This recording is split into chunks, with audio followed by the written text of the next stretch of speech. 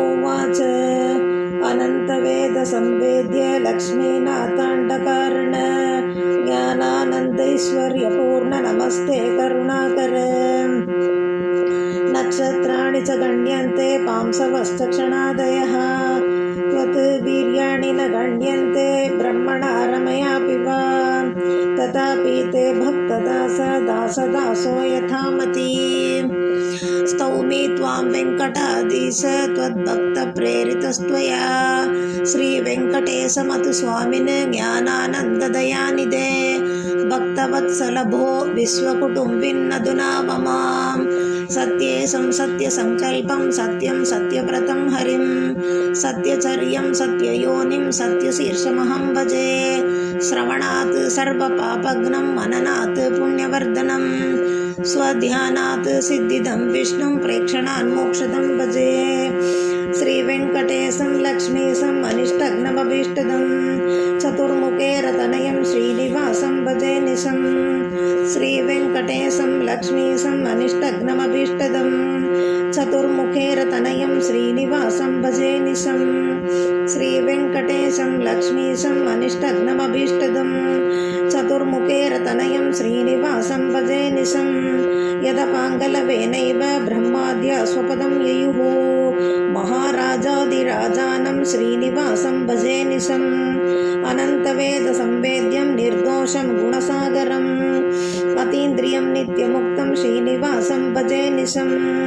स्मरणात् सर्वपापघ्नं स्तवनादिष्टवर्षिणं दर्शनान्मुक्तिदं चेशं श्रीनिवासं भजे निशम्। अशेषशयनं शेषशयनं शेषशायिनं शेषाद्रीशमशेषं च श्रीनिवासं भजे निशम्। भक्तानुग्राहकं विष्णुं सुशान्तं गरुडध्वजं प्रसन्नवक्त्रनयनं श्रीनिवासं भजे निशम्। भक्तभक्तिसुपासेन बद्धसत्पदपङ्कजं सनकादिध्यानगम्यं श्रीनिवासं भजे निशम्। गङ्गादितीर्थजनकपादपद्मं सुतारकं शङ्खचक्राभयवरं श्रीनिवासं भजे निशम्। सुवर्णमुखितीरस्थं सुवर्णदं सुवर्णाभं सुवर्णाङ्गं श्रीनिवासं भजे निशम्। श्रीवत्सवक्षसं श्रीशं श्रीलोलं श्रीकरग्रहं श्रीमन्तं श्रीनिधिं श्रीड्यं श्रीनिवासं भजे निशम्। वैकुण्ठमासं वैकुण्ठत्यागं वैकुण्ठसोदरं वैकुण्ठदं विकुण्ठाजं श्रीनिवासं भजे निशम्। वेदोद्धारं मत्स्यरूपं स्वच्छाकारं यदृच्छया सत्यव्रतोद्धरं सत्यं श्रीनिवासं भजे निशम्। महागाधजलाधारं कच्छपं मन्दरोद्धरं सुन्दराङ्गं च गोविन्दं श्रीनिवासं भजे निशम्। वरं श्वेतवराहाख्यं संहरं धरणीधरं स्वदंष्ट्राभ्यां दरोद्धारं श्रीनिवासं भजे निशम्। प्रह्लादाह्लादकं लक्ष्मीनृसिंहं भक्तवत्सलं दैत्यमत्तेव दमनं श्रीनिवासं भजे निशम्। वामनं वामनं पूर्णकामं बहमनमाणवं मायिनं बलिसम्मोहं श्रीनिवासं भजे निशम्। चन्द्राननं कुन्ददन्तं कुराजघ्नं कुठारिणं सुकुमारं भृगुरुषेः श्रीनिवासं भजे निशम्।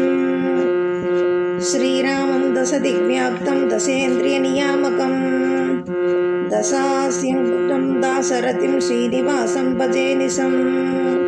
गोवर्धनोद्धरं बालं वासुदेवं यदुत्तमं देवकीतनयं कृष्णं श्रीनिवासं भजे निशम्। नन्दनन्दनमानन्दम् इन्द्रनीलं निरञ्जनं श्रीयशोदायशोदं च श्रीनिवासं भजे निशम्। गोवृन्दावनगं वृन्दावनगं गोकुलाधिपं उरुगायं जगन्मोहं श्रीनिवासं भजे निशम्। पारिजातहरं पापहरं गोपीमनोहरं गोपीवस्त्रहरं गोपं श्रीनिवासं भजे निशम्। कंसान्तकं संसनीयं संशान्तं संस्मृतिच्छिदं संशयच्छेद संवेद्यं श्रीनिवासं भजे निशम्। कृष्णापतिं कृष्णगुरुं कृष्णामित्रमभीष्टदं कृष्णात्मकं कृष्णसखं श्रीनिवासं भजे निशम् कृष्णाय मर्दनं गोपैः कृष्णोपवनलोलुपं कृष्णातातं महोत्कृष्टं श्रीनिवासं भजे निशम् बुद्धं सुबोधं दुर्बोधं बोधात्मानं बुधप्रियं विबुधेशं बुधैर्बोध्यं श्रीनिवासं भजे निशम् कल्किनं दुर्गारूढं कलिकल्मषनाशनं कल्याणदं कलिघ्नं च श्रीनिवासं भजे निशम् हरिं हंसं कृष्णं नरहरिमनन्तं मधुरिपुं ऋषिकेशं यज्ञं कपिलं वृषभं वाजिवदनं नरं व्यासं नारायणमनघमात्मानममृतं दत्तं धन्वन्तरिं पुरुषमितरासूनुमजितम् अनन्तरूपं स्वमनन्तचर्यम् अनन्तवेदैरनुवर्णनीयम् अनन्तनामानमनन्तदेवम् अनन्तकल्याणगुणाभिरामम् अनन्तशक्तिसमनन्तविक्रमं ह्यनन्तदेहे च शयानमीश्वरम् अनन्तसौभाग्यमनन्तनेत्रकम् अनन्तपादादिम् अनन्तसौख्यदम् असुराचलौघहरचक्रधरं दुरिताचलौघहरवज्रधरम् करुणाचलौघभरचित्तवरं कनकाचलौघधरपद्मकरम् भुवनेषु वेङ्कटेश बहुपुरुषार्थदाननिपुणोऽसि नो चेद्व्यक्ततया त्वं बहून्नतस्थाने कुतो वससि गुणौघैरपारं स्फुरद्रत्नहारं स्मरद्दोषहारं स्वभक्तिष्टपूरं भजे वेङ्कटेशं पणीसाद्रिवासं सदा मन्दहासं श्रिया सद्विलासं वेङ्कटेशचरणे तव वन्दे सर्वतीर्थशरणे शरणे मे मा विधीर शिववीशपणीसेन्द्रार्कसोमहुतभुङ्मुखवन्द्ये श्रीनिवासचरणे तव वन्दे लोकपावनसुकुङ्कुमवर्णे श्रीप्रदे किल सुरर्षिनराणां श्रीरुगादिनिगमागमवेद्ये भजे भजकसौख्यदं निजकटाक्षसम्प्रेक्षणं परात्परतरं धरं धरमरिं गदामम्बुजं चतुर्भुजमदोक्षितं कमलजेशपूर्वार्चितं वरोद्धतखलान् बहून् बहुजवेन संहारिणम् अज्ञानसागरसमुत्तरणे प्रशस्तं सुज्ञानसेतुरचने निपुणं बुधेढ्यं लक्ष्मीपतिं सुरवरार्चितवेङ्कटेशं दारिद्र्यपूर्वदुरितौगनिशाचरघ्नं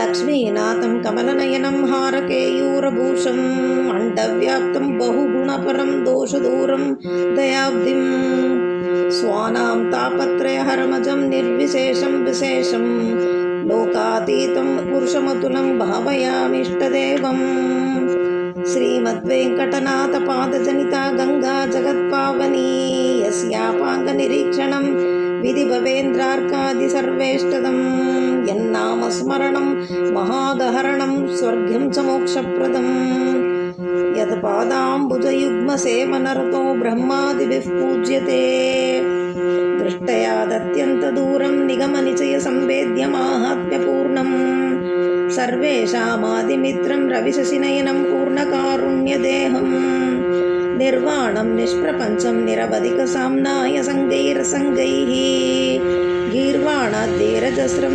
स्तुतिनतिनियमैकान्तभक्त्यादिपूज्यं किङ्करशङ्कर बहुकरुणा तव बहुचरितं चतुर्दशभुवनेषु ज्ञापयसि तव भक्तवर्गेभ्यः पाणिसुखफैलनारदप्रमुखैः वेङ्कटेशमनुसृत्य आस्ते तस्य भूरि सुभगं दशदिक्षु ऐहिकं त्रिदिव सौख्यमतुल्यं मोक्षमासुलभते गुणसाम्यं श्रीनिवासमपहाति मदान्तः तस्य दुःखमसमं दशदिक्षु ऐहिकं नरकरौरवकुम्भीपाकवह्नि महदन्ततमांसि विपद्नं सुभदोद्धारं भक्तानां बसवर्तिनं लोकपूज्यं रमारामं भजेकं प्रतिजन्मसु भक्तौघानुग्रहार्थाय त्यक्त्वा वैकुण्ठमुत्तमम् धरण्या भवतीर्णोऽसि वरेण्यो वरदोर्चितः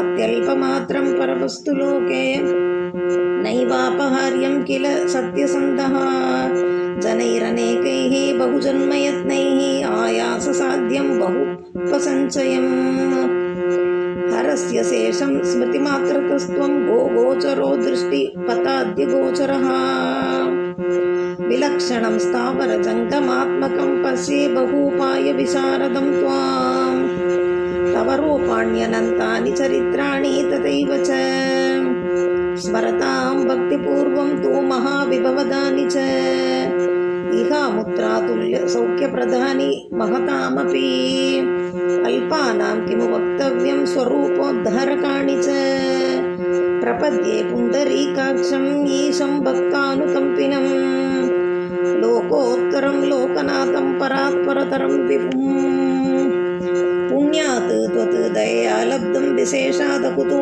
भयं भगवन्तं विश्ववन्द्यं भूतभव्यभवत्प्रभुं यतो भूतानि जायन्ते येन सर्वमिदं ततं येन जातानि जीवन्ति यं प्राप्स्यन्ति महालये दीपविद्युत्तारकाग्निचन्द्रसूर्यातिदीप्तिमान् योगायोगैः योग्ययोगैः दृश्यो दृश्यः श्रुतो श्रुतः इति श्रीमदादित्यपुराणे श्रीवेङ्कटेशमाहात्म्ये नानावतारवर्णनं नाम तृतीय